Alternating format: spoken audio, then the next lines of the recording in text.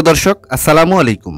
আমরা কেউ চাই না পৃথিবীতে রেখে যাওয়া সম্পত্তি, কষ্টের বাড়ি বা সারা জীবনের সঞ্চয় যা তার উত্তরাধিকারী ছাড়া অন্য কেউ ভোগ করুক বা কেউ এসে তার সম্পত্তিতে ঝামেলা করুক। দানপত্র এক একজন এক এক কারণে করতে চান।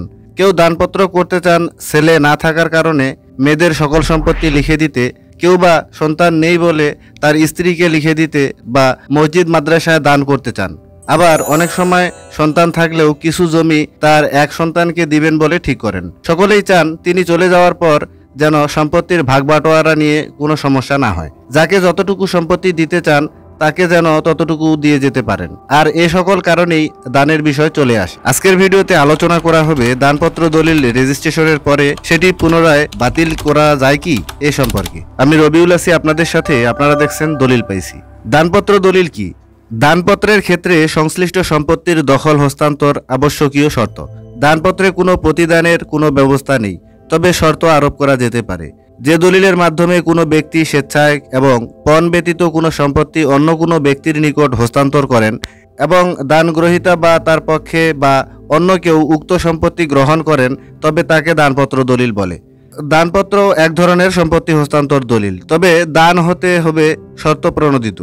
কারো কোথায় চাপে পড়ে শর্ত মেনে কিংবা প্ররোচনায় পড়ে সম্পত্তি লিখে দেওয়ার নাম দানপত্র নয়। বিনিময়ে কিছু না নিয়ে সম্পত্তির যাবতীয় মালিকানা বা সত্ত্ব অন্যের হাতে তুলে দেওয়ার নামই হলো দান।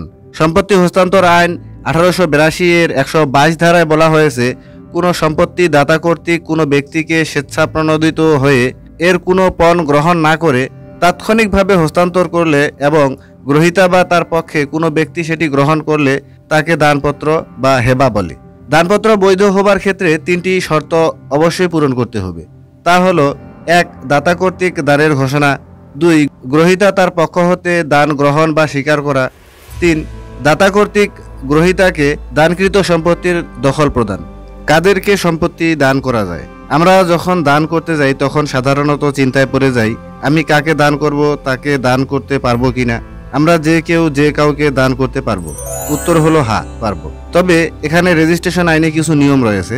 তা হলো রেজিস্ট্রেশন আইন অনুযায়ী দানের ক্ষেত্রে শুধু রক্ত সম্পর্কিত আত্মীয় তথা স্বামী স্ত্রীর মধ্যে, পিতামাতা ও সন্তানদের মধ্যে, ভাই বোন, ভাই ভাই অথবা ভাই বোন, দাদা দাদি, নানা নানি থেকে নানি নাতনি ও নানি নাতনি, এই ধরনের কয়েকটি সম্পর্কের মধ্যে সম্পত্তি হস্তান্তর করা যায় রেজিস্ট্রেশন আইন 1908 এর ধারা 78 এর বিধান অনুসারে। এই সম্পর্কের বাইরে অন্য সম্পর্কের মধ্যে দানপত্র দলিল করা যাবে, তবে এক্ষেত্রে রেজিস্ট্রেশন খরচ 100 টাকাতে সীমাবদ্ধ থাকবে না, অন্যান্য দলিলের মতনই খরচ চলে আসবে।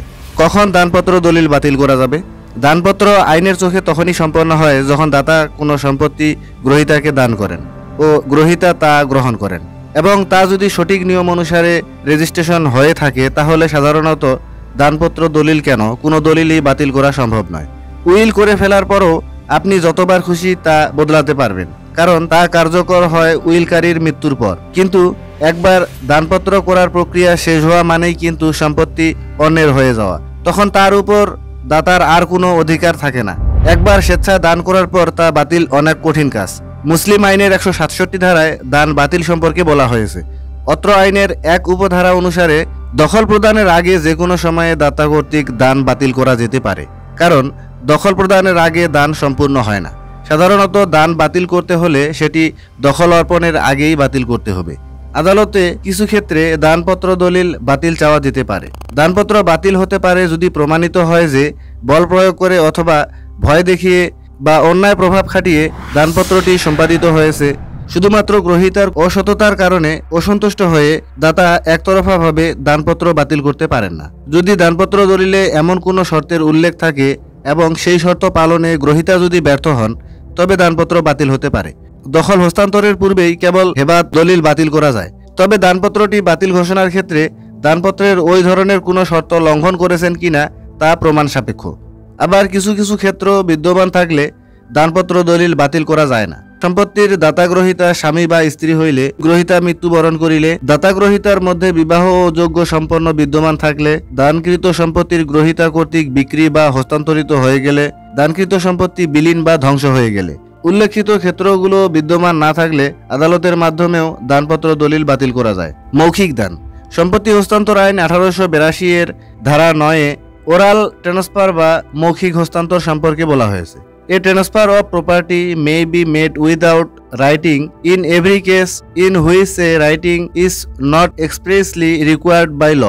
কিন্তু 2005 সালের পরে দানপত্র দলিল রেজিস্ট্রেশন বাধ্যতামূলক করা হয়েছে। 1908-এর 17 এক ধারা সংযুক্তির মাধ্যমে কার্যকর করা হয়েছে এবং সম্পত্তি হস্তান্তর আইনের 123 ধারা অনুযায়ী দান লিখিত হতে হবে। বর্তমানে দানপত্র রেজিস্ট্রেশন বাধ্যতামূলক হওয়ার কারণে দান কোনোভাবেই মৌখিকভাবে হওয়ার সুযোগ নেই। যেহেতু দানপত্র দলিল এখন রেজিস্ট্রেশন বাধ্যতামূলক করা হয়েছে, সেহেতু দানপত্র দলিল একবার হয়ে গেলে তা বাতিল করা সম্ভব নয়। শুধুমাত্র আদালতের মাধ্যমে ইহা বাতিল করা যাবে। সেক্ষেত্রে তাকে আদালতে দলিলটি বাধ্যকর নয় মর্মে ঘোষণা চাইতে হবে।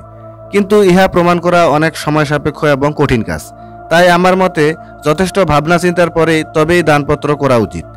একবার করে ফেললে এ নিয়ে নতুন করে ভাবনার অবকাশ থাকবে না। দানপত্র বাতিল করতে চাইলে এ বিষয়ে অগ্রসর হওয়ার আগে অবশ্যই আইনজীবীর পরামর্শ নিয়ে অগ্রসর হওয়া উচিত, নয়তো ঝামেলায় পড়ার আশঙ্কা থেকে যাবে। আজকের ভিডিওটি কেমন লাগলো কমেন্ট করে জানাতে ভুলবেন না। ভিডিও ভালো লাগলে দলিল পাইসি পরিবারে যুক্ত হয়েই সাথে থাকতে পারেন।